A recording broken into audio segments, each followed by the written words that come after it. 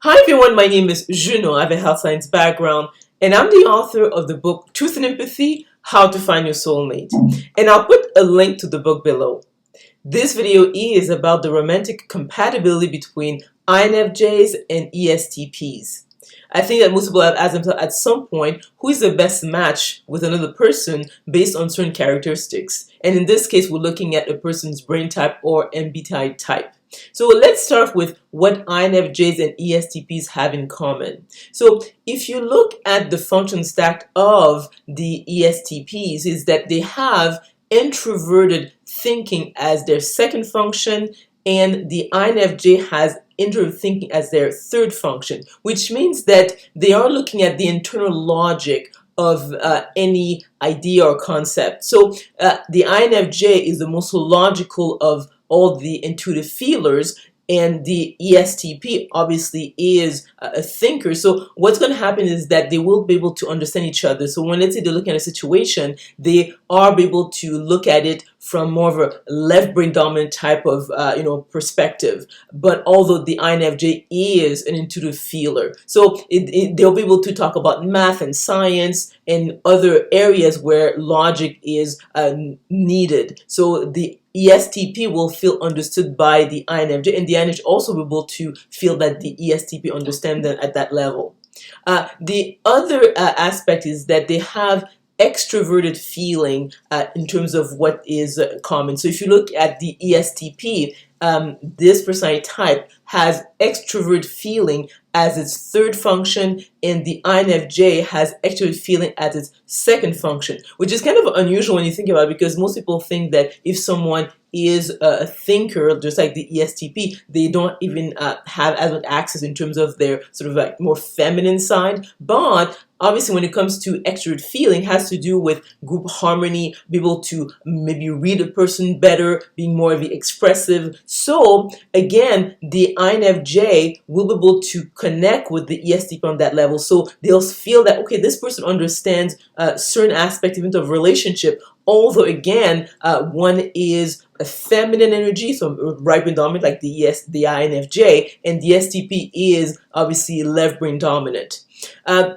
Now also, the INFJ comes across as very expressive. So most people believe that the INFJ is actually an extrovert, but actually this is not the case, because the INFJ needs to be alone or with only a few people to be able to recharge. By contrast, the ESTP is, your typical extrovert. So these are people who really, are about the life of the party. These are people who are expressive, and also they are risk takers, things of sort. So they'll be upfront about being really at ease with groups of people. So what's going to happen is that the ESTP may think that the INFJ is actually an extrovert like him or her, but it's not the case. So they will be able to understand sort of this dynamic. And the other aspect also I find is that the ESTP is very curious.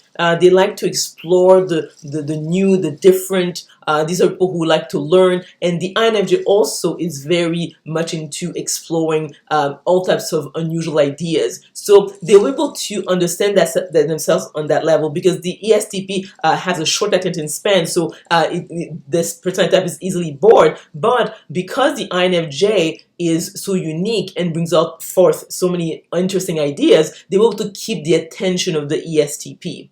Now, the other aspect, obviously, when it comes to these type of relationships, is that, okay, if we look at the downside, like where they might struggle. So the INFJ is very right brain dominant. The theme of their lives is meaning and spirituality. By contrast, the STP, the theme of their lives is movement and freedom. So they are not really on the same page when it comes to what they're looking for in a long-term romantic partner. So the INFJ has a feminine, orderly way of organizing their lives. So in other words, these are people who want to connect. They want to bond with people that they like. They talk on a regular basis with them.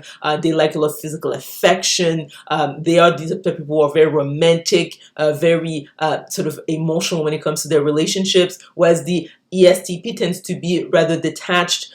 These are people, obviously, as I said, the theme of their life is movement and freedom. So these are people who are going to be entrepreneurs. So or even they could be like artists, like they could be entertainers, like actors, or even the singers. So what happens is that the ESTP may feel that the INFJ is holding them back. They want their freedom. They don't want to spend a lot of time communicating and really sharing, because they're always on the go. And these are people who like to get straight into the action, because when you look at the ESTP's function stack, the first function is extroverted sensing, has to do with action in the moment. So they are not sort of thinking about the distant abstract future like the INFJ. So there would be a difference, a big difference in terms of how they will interact. And what's going to happen is that the INFJ will feel neglected and may have to go outside to get that sort of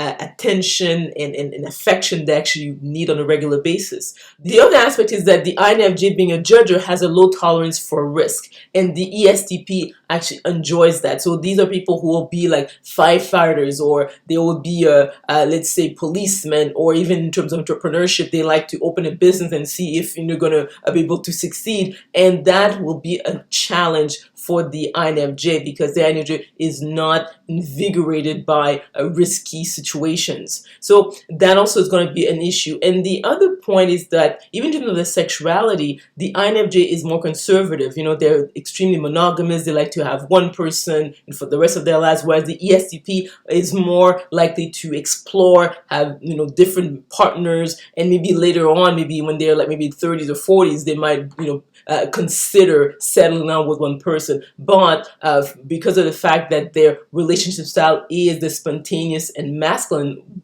type, it's this way of interacting is not very conducive to stable long-term relationships, especially when it comes to the romantic aspect. So all this to say is that this couple would not fare well long-term. They could be, let's say, business partners, like if they want to sort of explore ideas together, maybe maybe start a project together. I think that would be really good. Or they could be co-workers. They could be even good acquaintances. But in terms of really fulfilling each other's needs, I don't think that it would be successful at it. So in other words, I would say that yes, they have some aspects that they overlap in terms of their curiosity, the fact that they have extroverted feeling either on their second function or third function.